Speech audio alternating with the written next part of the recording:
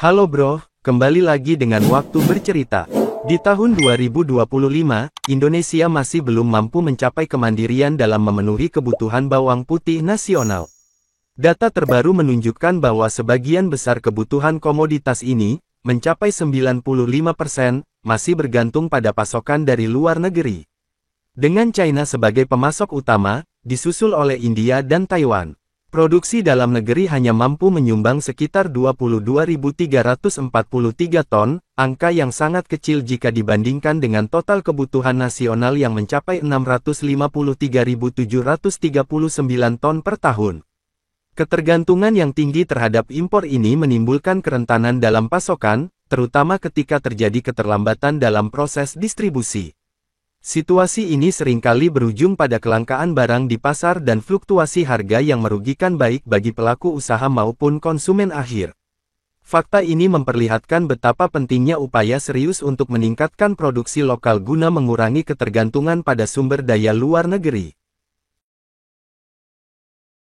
Salah satu faktor mendasar yang menjadi penghambat utama dalam pengembangan produksi bawang putih lokal adalah kompleksnya tantangan struktural yang dihadapi oleh para petani. Masalah ini bersifat multidimensional, mencakup aspek ekonomi, teknis, dan kebijakan yang saling berkaitan. Dari segi ekonomi, petani menghadapi disparitas harga yang sangat signifikan antara bawang putih lokal dan impor. Harga jual produk impor yang bisa 30-40% lebih murah karena skala ekonomi dan subsidi dari negara asal membuat produk lokal kesulitan bersaing di pasar domestik. Padahal, biaya produksi bawang putih lokal sebenarnya lebih tinggi karena membutuhkan input yang tidak sedikit, mulai dari bibit unggul yang harganya mahal, pupuk khusus, hingga tenaga kerja yang intensif untuk perawatan tanaman. Dari aspek teknis, mayoritas petani masih mengandalkan metode budidaya tradisional dengan produktivitas yang relatif rendah, hanya sekitar 8-10 ton per hektar, jauh di bawah potensi maksimal yang bisa mencapai 15-20 ton per hektar dengan teknologi modern. Minimnya akses terhadap teknologi budidaya modern, sistem irigasi yang belum memadai, dan keterbatasan pengetahuan tentang good agricultural practices menjadi kendala nyata di lapangan. Selain itu, perubahan iklim yang tidak menambah membuat pola tanam menjadi semakin sulit diprediksi, dengan risiko gagal panen yang semakin tinggi. Kebijakan pemerintah yang seharusnya menjadi solusi justru seringkali tidak tepat sasaran. Program wajib tanam bagi importir yang dimaksudkan untuk mendorong produksi lokal ternyata implementasinya lemah dalam pengawasan. Banyak importir yang lebih memilih membayar denda daripada benar-benar menanam bawang putih. Distribusi bantuan pemerintah seperti bibit unggul dan pupuk bersubsidi juga tidak merata, cenderung terpusat di daerah tertentu saja dengan mekanisme yang rumit dan birokratis. Proses pencairan bantuan modal yang berbelit-belit dan sering terlambat semakin mengurangi efektivitas program pemerintah. Dampak dari semua ini adalah semakin berkurangnya minat petani untuk membudidayakan bawang putih. Banyak yang beralih ke komoditas lain seperti cabai, bawang merah, atau sayuran daun yang dianggap lebih menguntungkan dengan siklus produksi lebih pendek dan risiko lebih kecil.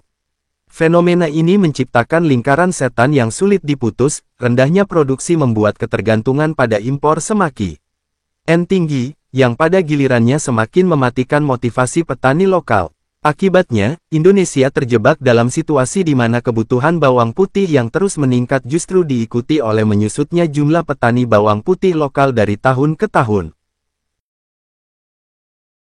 Keterlambatan realisasi impor bawang putih hingga Juni tahun 2025 yang baru mencapai 38,6% dari total alokasi 550.000 ton telah menciptakan efek domino yang merugikan seluruh rantai pasok. Masalah ini sebenarnya bukan hal baru, melainkan pengulangan dari pola yang terjadi hampir setiap tahun, menunjukkan adanya kelemahan struktural dalam mekanisme impor komoditas strategis ini. Proses impor yang seharusnya dapat diprediksi dan dijadwalkan dengan baik justru terbentur oleh berbagai kendala birokratis, mulai dari penerbitan rekomendasi impor produk hortikultura (RIPH) yang sering molor, persyaratan administrasi yang berbelit-belit, hingga koordinasi antar instansi yang tidak efektif. Ketidakpastian ini diperparah oleh fluktuasi kebijakan yang kerap berubah-ubah, menciptakan ketidakstabilan bagi para importir dalam merencanakan pasokan. Dampak paling nyata dari keterlambatan impor ini adalah gejolak harga di tingkat konsumen. Di berbagai daerah seperti Papua Selatan, harga bawang putih melonjak hingga Rp62.500 per kg, jauh melampaui harga acuan pemerintah. Lonjakan harga ini bukan hanya membebani konsumen, tetapi juga mengganggu usaha mikro dan kecil yang mengandalkan bawang putih sebagai bahan baku, seperti industri bumbu instan, restoran, dan pedagang makanan. Yang lebih memprihatinkan, ketidakstabilan pasokan ini terjadi di tengah upaya pemulihan ekonomi pasca pandemi, di mana sektor usaha kecil justru sedang berjuang untuk bangkit kembali.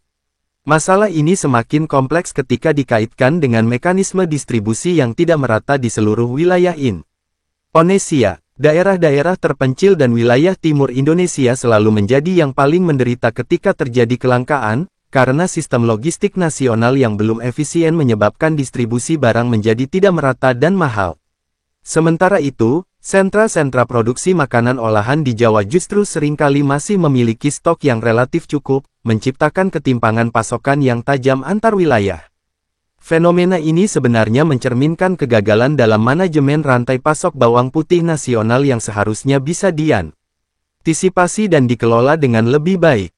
Ketergantungan yang hampir mutlak pada impor seharusnya diimbangi dengan sistem perencanaan dan monitoring yang ketat, termasuk early warning system untuk mengantisipasi gangguan pasokan.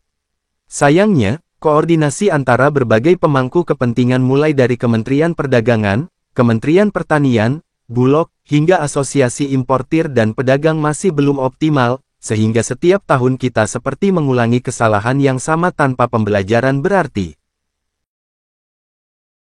Upaya untuk mengurangi ketergantungan impor bawang putih memerlukan pendekatan komprehensif yang melibatkan seluruh pemangku kepentingan dalam ekosistem agribisnis bawang putih nasional. BRIN telah mengidentifikasi beberapa langkah strategis yang perlu diimplementasikan secara konsisten dan terkoordinasi. Pertama, penguatan integrasi hulu hilir melalui pembentukan klaster agribisnis bawang putih yang menghubungkan petani, peneliti, industri pengolahan, hingga jaringan pemasaran modern. Model klaster ini harus didukung oleh infrastruktur memadai seperti cold storage, unit pengolahan, dan sistem logistik terintegrasi untuk menjamin kualitas produk dari lahan hingga ke konsumen. Kedua, pengembangan varietas unggul adaptif melalui penelitian intensif yang tidak hanya berfokus pada peningkatan produktivitas, tetapi juga ketahanan terhadap perubahan iklim dan penyakit. Penelitian semacam ini membutuhkan kolaborasi erat antara lembaga penelitian, universitas, dan petani dalam uji adaptasi lapangan.